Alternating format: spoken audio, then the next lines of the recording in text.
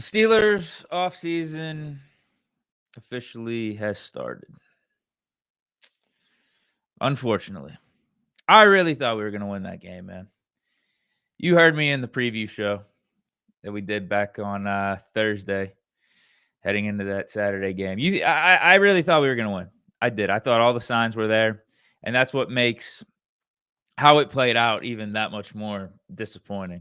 Really, like I thought we had a chance. I did. Obviously, Vegas and the odds makers thought otherwise with that 10-point spread, making the Steelers a 10-point underdog. But man, it's still, no matter how you want to slice it, it still shouldn't have looked like that. As embarrassing as that was, losing by halftime, being down 21-0. Like, come on, bro. We had like 50 total yards. Ravens had, I think at that point, around 300. Time of possession was so slanted in Baltimore's favor. No matter if you're just talking first half, it was even more slanted in the Ravens' favor first half because obviously we had some of some of those comeback effort yards. I don't want to go completely and over to and say garbage time, but it was close to that. It was close. We got it to like a 2-score game, so I don't want to go and say it was just garbage time. It was just meaningless stats and stat padding putting up. Like we did have a little bit of a fight there. We made it a little interesting, but never got it to a 1-score game. And the Ravens were playing conservative. The clock was the biggest thing in the Ravens' favor, so they wanted to chew that up as much as possible. They didn't want to do anything stupid. Give us momentum, give us a turnover, give us a spark. So like I think that's also partly why too we were able to get some of those yards in the second half and look a little bit better as an offense and even a little bit better as a defense. Ravens weren't trying to do anything crazy. They weren't trying to do anything stupid. So yeah, just all around disappointing loss. Go as far as to say embarrassing loss. We got throttled. Didn't look like we belonged. We got outclassed. However you want to slice it up. It was just terrible. Absolutely terrible. And that's been the recent trend with the Steelers over the last 8 years with Tomlin at the helm. He's 0-6 in his last 6 playoff games with different quarterbacks, with different coordinators, with different coaches, whoever.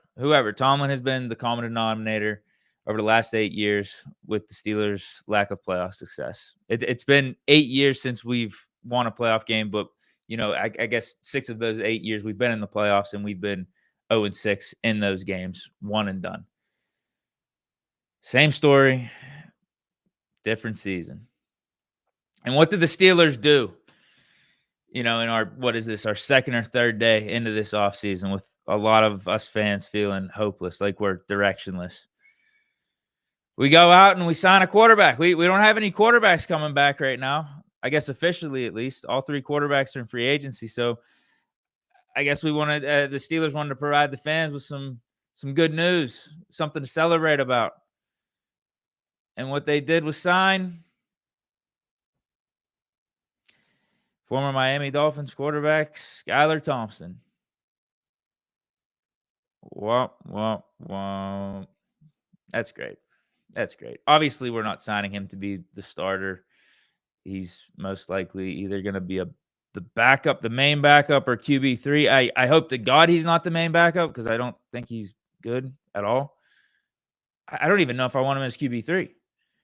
I seen him down in Miami, and yeah, he's not one of those guys where you feel like if your starting quarterback goes down that you can get out of a stadium with a win, that you're feeling good about getting out of a stadium with a win. He's not one of those guys. Mason Rudolph, one of those guys. Mitch Trubisky, at least I thought whenever we had him, was one of those guys. Charlie Batch, back in the Big Ben heyday, was one of those guys. Justin Fields this year, one of those guys.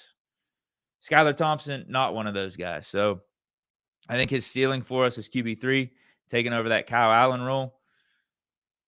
Because if we bring back, let's just say we have our choice between Russ and Fields on who to bring back.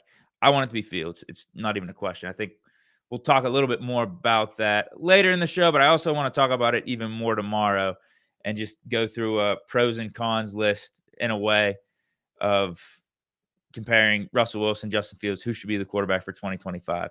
And I really think it should be Fields. So I'll I'll make the case for that as to why it should be Fields, why we shouldn't even be thinking about bringing back Russ tomorrow. Maybe talk a little bit more Fields today, but like, yeah, let's just say Fields, Russell Wilson. We pick one of those two, and then as your backup, it can't be Skylar Thompson. It can't. Bring back a Mason. See what else is out there, like a Daniel Jones. I don't know. See what else is out there in terms of free agency, because it can't be Skylar Thompson. And then QB3, maybe.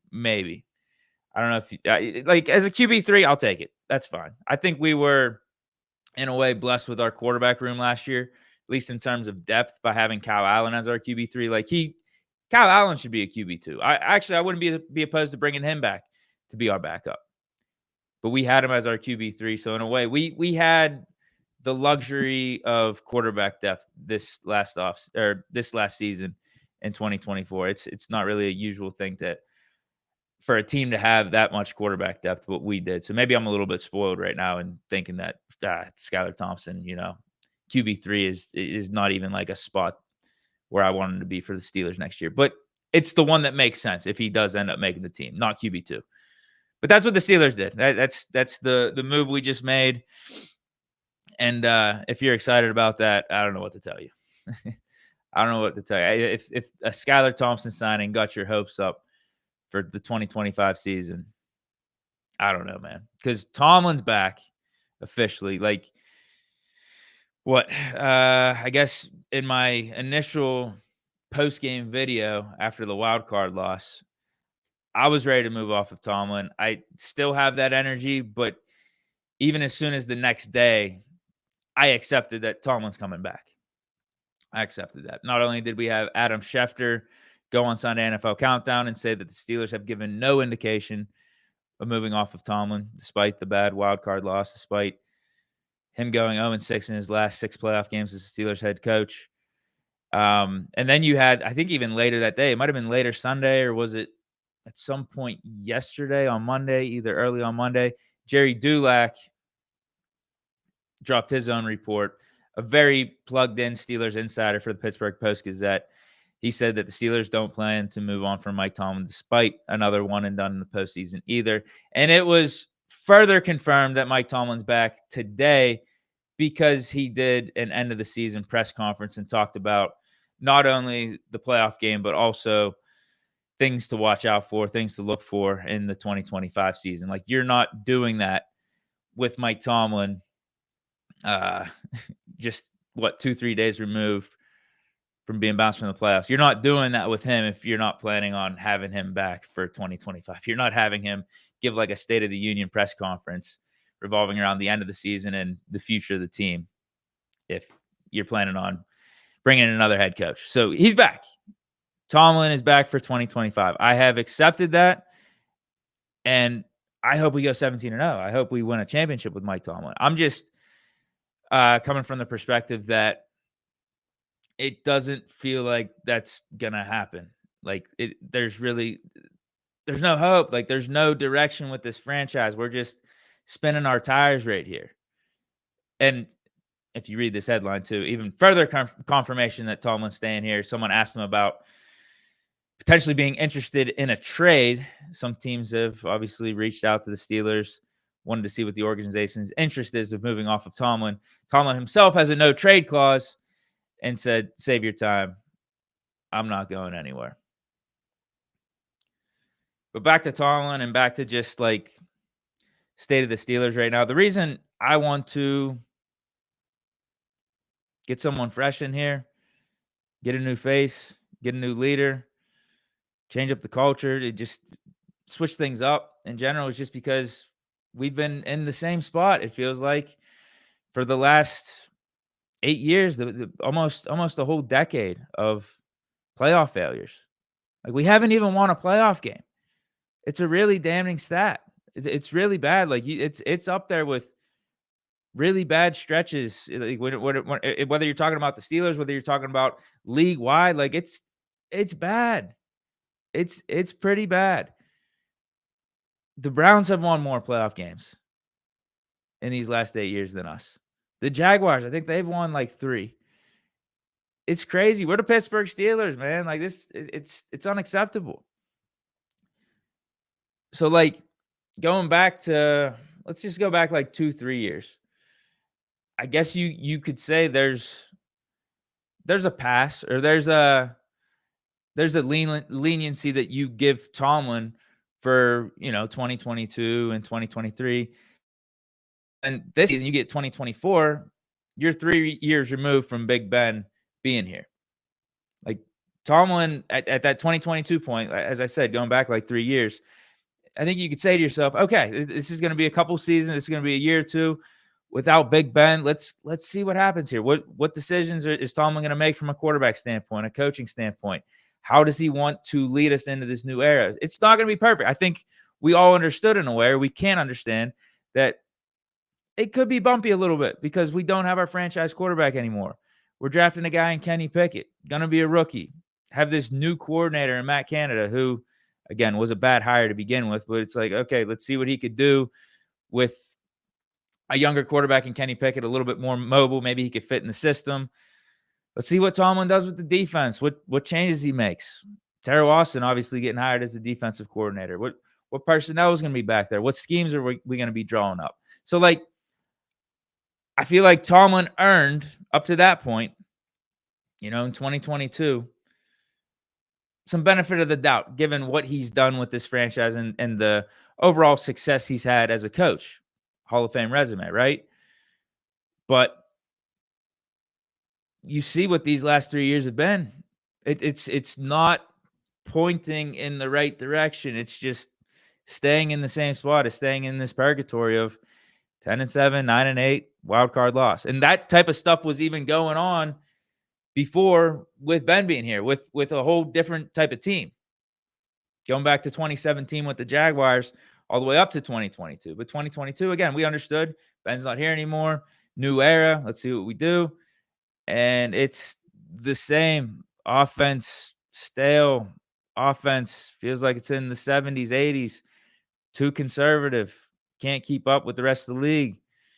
Haven't been able to find our quarterback. But, I mean, is part of that our own fault? Is part of that Tomlin's fault and the coaching staff's fault in terms of, it doesn't really seem like we've done the best of job or given any quarterback the best of surroundings with coaching, and even if you want to bring up personnel too and schemes. We drafted Kenny Pickett in the first round to be the guy, and we moved off him, and we brought in a Russell Wilson, we brought in a Justin Fields. 10-7, bouncing the wild card, and it's not even like these playoff losses have been close either. If you go back in these 6 games where we're 0-6, we're getting shelled, man. I think in each of those 6 games, there's 5 of those 6 games, we've been down at least 21 points.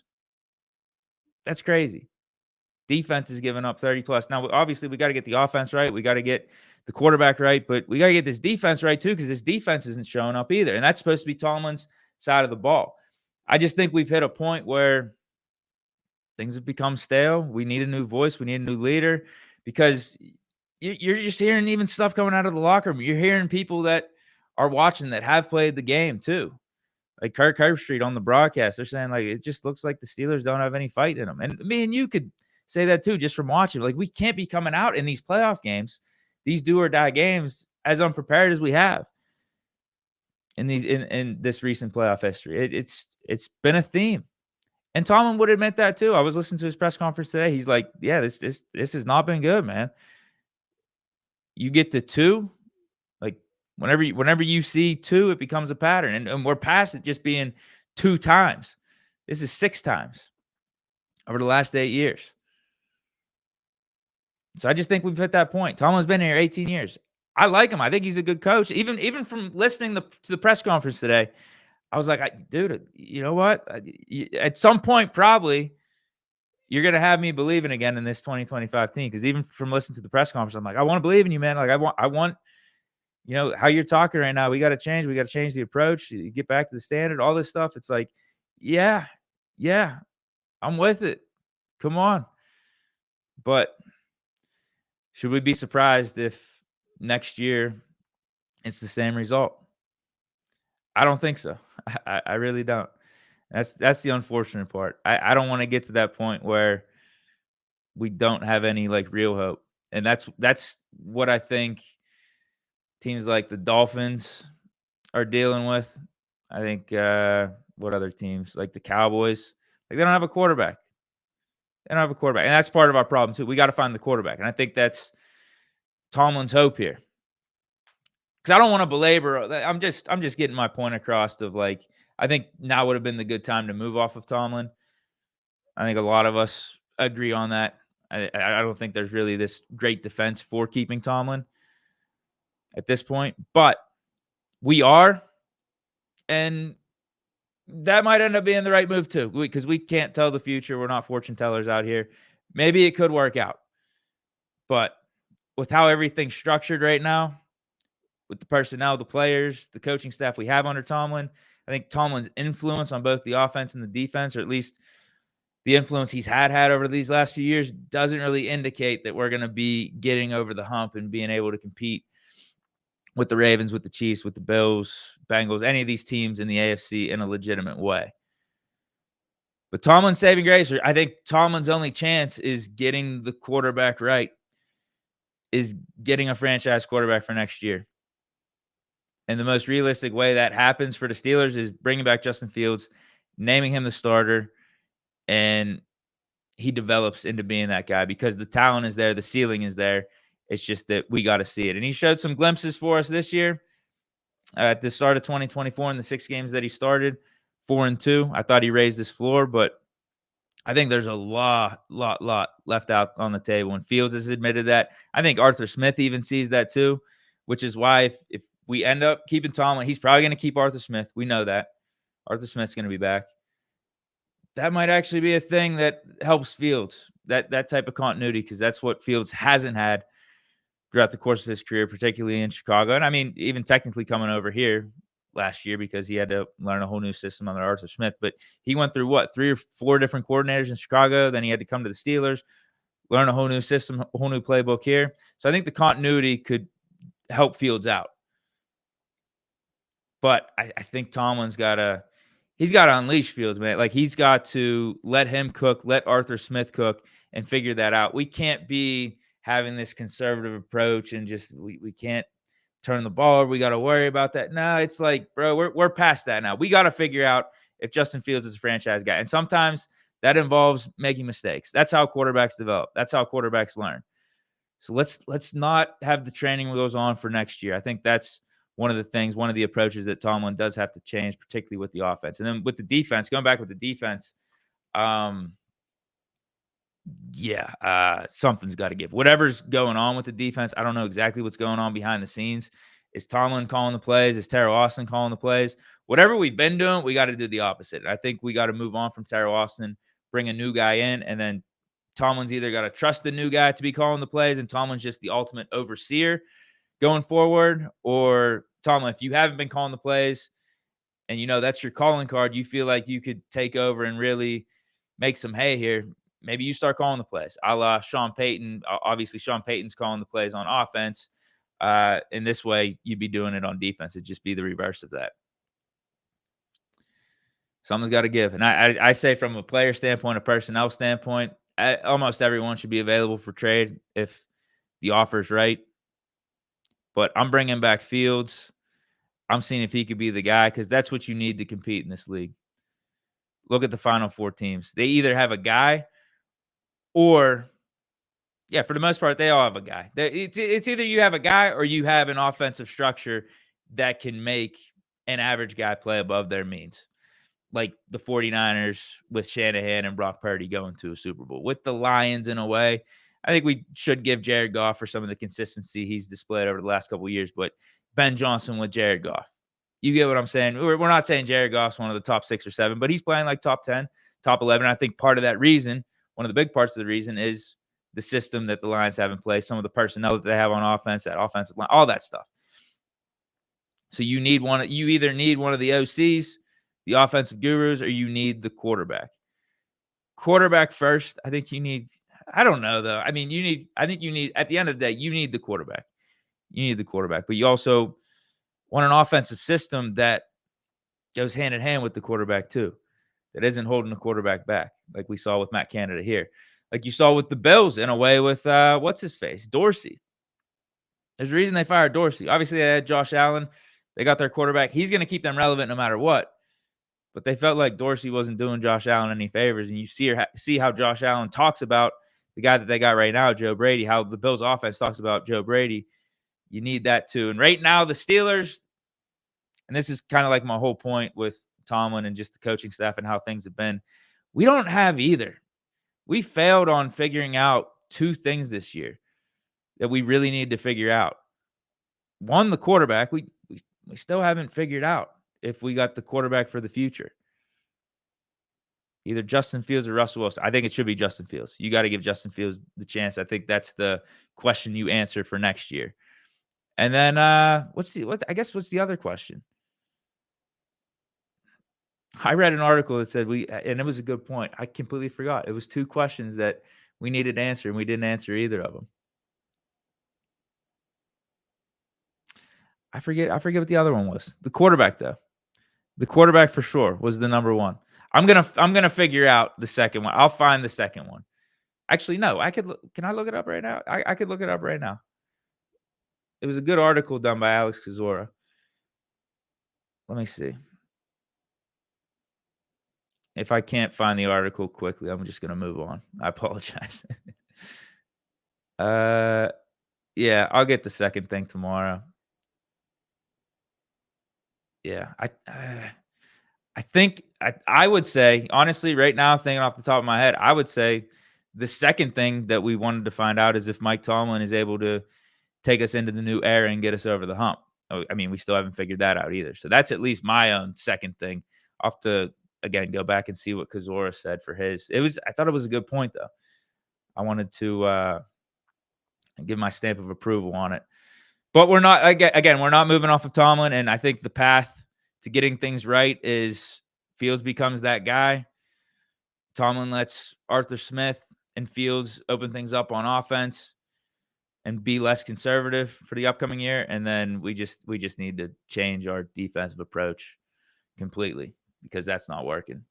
So if that stuff happens, I think we got chance. There's a little bit of hope, but I'm not feeling that right now. Give me more time removed from this wild card loss, and I'm sure I'll be talking myself into us being playoff contenders, Super Bowl contenders again. But then don't be surprised if us Steeler fans or people like me are sitting here again early January in 2026, and we're looking like the Joker meme. We're looking like a clown with our Steeler gear on, looking in the mirror and just being like, yeah, a whole nother season where I thought we were actually going to go to the Super Bowl. But no, I look foolish. Okay, a couple more things before I get out of here because we got some Steeler-related news that has dropped. One current Steeler receiver and one a former Steeler receiver. Let's start with the current receiver, George Pickens. There's a report out there that he showed up late for the Steelers' Christmas game against the Chiefs. Reported by Mike DeFabo of The Athletic. Says, when Pickens was finally healthy, how did he respond? He showed up late for the Christmas Day game against the Kansas City Chiefs. Tomlin asked players to report to the game games at least 2 hours before kickoff. On December 25th, Pickens walked through the media entrance an hour and 25 before kickoff. And that was after inactive players were announced. So again, Mike Tomlin asked players to report at least 2 hours before kickoff. Pickens walked through the media entrance an hour and 25 before kickoff, and that was after inactive players were announced. Who does Pickens think he is? Does Pickens think he's AB? Is that what's going on here? He's not AB. Basically, players kind of shrugged it off, and they were like, yeah, he's late for practice often. He's late for other things. DeFabo told the fans Joe Starkey. So this was a separate occasion. DeFabo talked about Pickens being late. He says there needs to be a certain level of professionalism, and it's just obviously not there.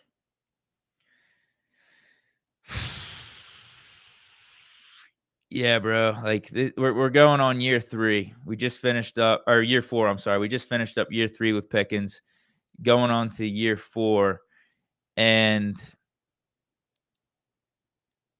you get to a point where you stop making the excuse of he's just young. He's still trying to figure out his way in the league. Pickens is wired a certain way. Steelers took a chance on him coming out of Georgia. So like they knew they could be dealing with this type of stuff. And it's just, a matter of time. Let's wait for him to grow and mature. And now again, we're going into year 4, and where's been the growth? I do think it does feel like he's gotten better this year. He has grown this year a little bit, but if you're consistently allowing this stuff, though, going back to Tomlin, like what message is that sending to the rest of the locker room? That's toxic for your team. That's toxic for the other players not named George Pickens, because you're looking at this and you're looking at Tomlin being like, man, we're doing everything right. We're practicing hard. We're showing up on time. We're doing our assignments on game day. We don't have the bad body language. We're trying to be good leaders. We're trying to talk to the media in a professional way. And like obviously we don't get like rewarded. We don't get like excuses made for us like when we do, like, you know what I mean? Like these guys are just doing their job. So like it's just kind of status quo for them. But when Pickens isn't doing his job, it's just still status quo. Tomlin definitely placates towards Pickens. He's making excuses for Pickens, and he's still enabling him to play. And it's kind of like the same thing. Pickens can do no wrong, whereas for other players, I don't think it would be the same scenario. And part of it is probably because of Pickens' talent. Tomlin did have that saying back in the day with AB, if I can't replace your production, I'll deal with some of the BS. But Pickens ain't AB. Let's get that out the way. Pickens definitely ain't AB. And it's just like, bro, I mean, we're trying to get into this new era post Big Ben. I feel like this stuff can't be happening.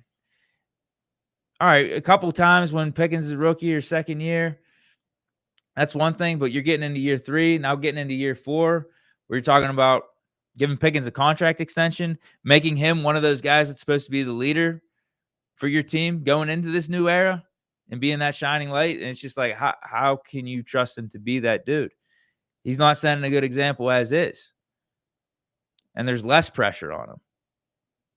So it's just tough, man. It might be time to part way with Pickens too. I want him back. I think he is the most talented player on offense. For sure. He's one healthy, a top 10, top 15 receiver. At one point in this year, he was looking like a top 5 or top 6 receiver. That talent is tough to replace, but what you mean to a team, it a lot of times is more than just talent, though. A lot of times. You see some of those Patriots teams, that they didn't have the most talented players. They had guys that were all in. They had guys that were professional. They had guys that were good teammates to each other, that fought for their brothers. And it's like Pickens, I don't know. He's just in his own world. I don't think he gets it. I don't know when he's going to get it too. Again, going into year 4, you're seeing at the end of year 3 in this Christmas game against the Chiefs, showing up late, doing his own thing. You're hearing with this DeFable report at the bottom, that final paragraph, like players notice it, players get it, and that's got to be demoralizing. It's a terrible message to be sending to your team. Man, if Pickens can get away with slacking a little bit or doing this and that, why can't I? So, and I'm sure that pops up a little bit with the other players. It's like, okay, maybe I'm not going to do a little extra here or a little extra there, because Pickens don't, and he don't get disciplined for it at all. It's just status quo. If anything, he gets rewarded for it. So it's a bummer. It's a bummer seeing stuff like this. I like Pickens. I want him back, but at some point, I think you're going to have to part ways with him too if this type of behavior doesn't stop, because it's just not what you want to be building your team around. It's not the energy that you want in your organization. Not at all. Like I feel like in a way, Tomlin, by allowing this, is like it's almost like having I don't know what a good comparison would be or a good analogy would be. It's almost like, how about this one? You're pressing on the gas for your car, but you also got another foot on the brake. Like, you're trying to get things going in the right direction, but by allowing this, like, you got another foot on the brake and you're hurting yourself in doing so. Like, you know what I mean? It's just that's kind of where we're at. Last thing though, and we'll be quick with this one. As I mentioned, we had two little headlines revolving around Steelers receivers. One, a current receiver, another, a former. And the former receiver news story is Diontae Johnson. This has been the year from hell for him. Steelers in the offseason, in the 2024 offseason, traded him to the Panthers for Diontae Jackson. He gets traded from the Panthers midseason to the Ravens. Doesn't work out well there. Obviously, it wasn't really working out too well with Diontae being a part of the Panthers organization either. I don't know. He had a little bit of a spark of a 3 week stretch whenever Andy Dalton got in, but for the most part, it was not too good. So the Panthers trade him to the Ravens. Ravens ends in disaster. They end up cutting him. And then he signs with the Texans. I think he was picked up on waivers too. It wasn't even like he hit free agents. The Texans picked him up on waivers, and he's there for a few weeks. And after their playoff win in the wild card, they waive him. And he's without team right now as the playoffs are going on. So over the course of, I guess, not even a full year, because we traded Diontae, I think it was March of 2024. He's played for 1/8 of the NFL in these last 12 months. Not even 12 months. We haven't even hit the full 12 months. Steelers. Or wait, I guess so. Technically, all right, if you want to say 1/8. He's been on 3 teams the last year, but if you're talking about games played, yeah, I guess going back to last year, that Bills wildcard game, it would be that 12-month range. Okay, yeah. Good point by this tweet right here, by the score. But yes, Steelers, Panthers, Ravens, Texans. Life comes at you fast, man, in the NFL.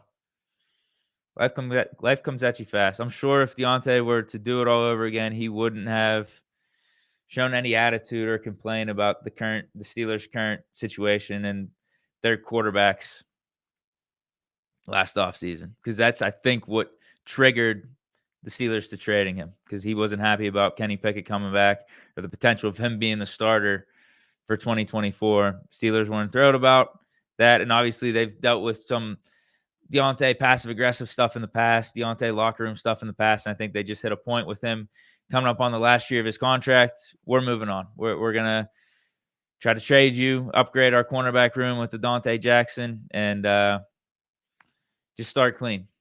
And try to get another receiver here across from Pickens. And we, unfortunately, weren't able really to do that this year. That's the unfortunate part. It was kind of like a lose-lose scenario for both the Steelers and Diontae. But who's to say it would have been that much better for this season with Diontae here anyway? But it's just crazy. Life comes at you fast, man, because Diontae was our solid 1A, or actually I would say 1B receiver, number 2 receiver across from Pickens at that point when we traded him. So if he just wouldn't have done anything, if he wouldn't have hinted at any unsatisfaction with the Steelers organization or Kenny Pickett, he could have been here. And I don't think the Steelers would have moved off him or anything, most likely. Full season, gotten at least his typical 700, 800, maybe 900 yards, and then we'll be hitting the free agent market again. But now his values just tanked completely, because he started off halfway decent with the Panthers, but obviously the Panthers weren't a good team. I think he had like 200-300 yards with the Panthers, but then goes to the Ravens, no role at all. Says that he's not going to go in whenever Harbaugh called for him to get some snaps. So that was tumultuous. They end up cutting him. Now he goes to the Texans. Nothing happens there either. Stock is tanked. I mean, my guess is he gets a contract for under $10 million this offseason. Whereas, again, if he just would have stayed with the Steelers, had his role in place, probably could have got 700, 800, 900 yards and would have been getting 15, maybe 20 million this offseason. But as I said, life comes at you fast, man. Life comes at you fast. Grass ain't always greener on the other side. How about that cliche? So that's it for this edition of talking Steelers ball on Bleach Report. Let me know your thoughts in the chat. And then we'll be back tomorrow, 6 o'clock. We'll be back on Thursday, 6 o'clock. I think every day throughout the course of the week, we got Steelers coverage here at Bleach Report. So stop through. We'll talk more offseason stuff. Definitely tomorrow, as I hinted today, we're going to be digging deep into Steelers quarterback for 2025. Russ versus Fields. And I'll give my opinion as to why I really think we need to be going with Fields here. We shouldn't be thinking about bringing back Russ. So stay chilling. Hope you guys enjoyed. Here we go, Steelers. Peace.